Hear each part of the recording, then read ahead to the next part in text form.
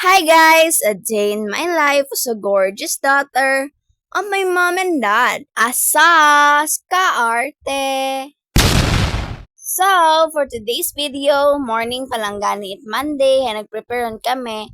Dahil gani for this ganap, sa gaagto kami sa Boracay. Before kami magpanaw, hay gindid anay ni Papa Ro prayer for our safety and smooth travel. Agharangan ni si Natnat, nagapaangga-angga uman. Kami man lang gani ni Papa, Madam, ako kunta gapanaw. Pero dag naka-prepare na kami, hay bigla naghamba si Mama, nga gusto naman magsunod. So fast forward, naabot gani kami sa Sears Terminal and shout out gid kay Sir Driver. Ginfollow gani ni Sir the FB namo ni Madam to support our mini vlogs. Thank you so much po. Ang nag-start yun gani ro amon nga biyahe. Tag nag-start yun gani do amon nga biyahe, naghipo siya nanay si Tita Mika nyo sa binit dahil may travel sickness nga ni ako. Pero tag mga 1 hour man yan kami sa biyahe nga ra. Hay, nag-okay matando ako niya pamatsyag. Mayad ya nga ni, hay sa printe kami nagpungko ni Madam. Kaya, nabuhin-buhinan do, pagiging mahiluhin ni Tita niyo Mika. And finally, after 1 year nga biyahe, hay naabot man yan ni kami iya sa Jetty Port. Bukod man halata nga ginkraming ni Mama ng outfit for today. Nagbayad yun na kami karnit pamasahe. Agin picture na ni Madam do amon nga number para sa among pagapungkuan igto sa pamboat. Very biglaan man lang gani rugala nga ra nga makasunod ako. Dahil si Papa is monthly matay mo yagaagto sa Bora dahil gaatan ni mo its seminar.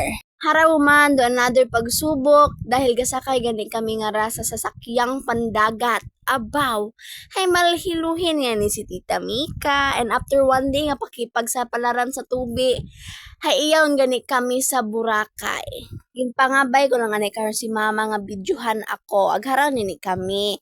Nagsulod din kami sa Island of Boracay. Nagmantaw-mantaw na nga kami kart very light. Ag nag-usoy it perfect spot para magmuni-muni. Di ka galing kami din at among mga siki ang nag-quick change outfit yun yan ni si Tita Mika nyo. Ag of course, hindi gida malipatan rumag-alen, rumag-aura-aura. Asas, gorgeous. Syempre, bukod na dapat sa banga kita nga ron mag-aura-aura, dapat daw na mo anytime, anywhere. Nag-usay na gani kami ni Madam It's Spot para mag-picture-picture. And after mga 50 plus nga picture, nagpahuway na kami very light dahil nga ni mainit. Ag masunog si Tita yung Mika. Nagpungka na ako karon. Aghalangan ni do akon nga view. Beauty. Charis, haragid mataron guys. Diba? Super kalmado. Ag tag nakapahuway na ako very light. Hay, maaura-aura, umata ako iya sa Boracay. Nagtikang lang na ni kami ni Madam para makausoy human its spot para maaura-aurahan namon nga daywa. Ag di karahay namon napili nga spot dahil di karahay kalmado ag uwahagos itawo. Iyan ni sa among ginagtun na ni Madam, hay relaxing. Kaya nagubog-gubog anay si Tita yung Mika. Ag nagpicture-picture anay kami karot uman. Ag after na namon karon magposing-posing, hay nagpahuay-huay na kami ni Madam ag nagtambay-tambay.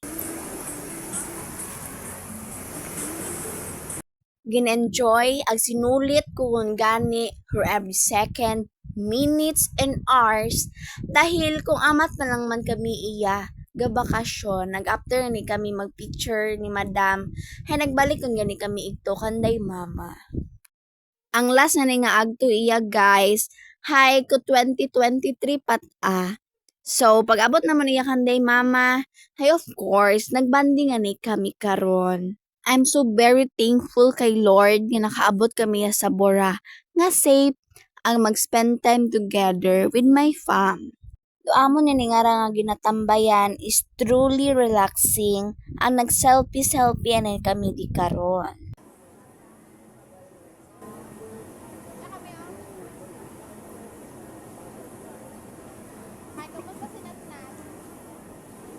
Ag dahil sa super kalmado and smooth lang lahat, hay nagpungko ang nagsandi ganaw karon sa binit para mag-relax. Abaw ra arty.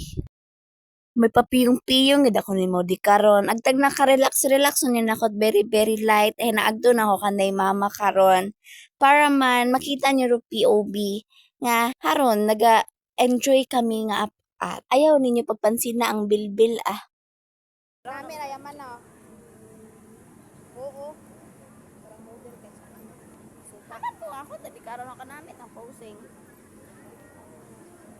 Kita o man ni Kimo Mick. Agla nang hatambay na ni kami guys. Ag naka-relax it very very light.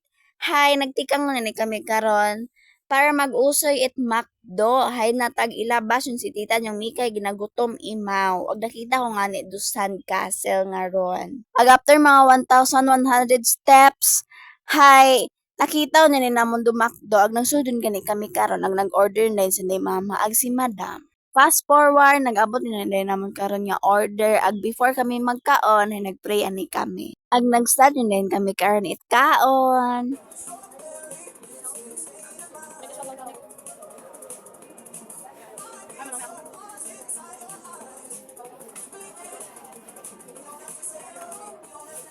Nagpatapos yun na kami karon it kaon guys. Hi, nagguwa na ni kami karon sa McDo. Tapos, nagpanaw din kami sa Boracay. Nagpicture man lang kami ito. Nagaon sa McDo. Tapos, pumanahon dayon. Nagharaon nga ni nagsakay kami sa pambot.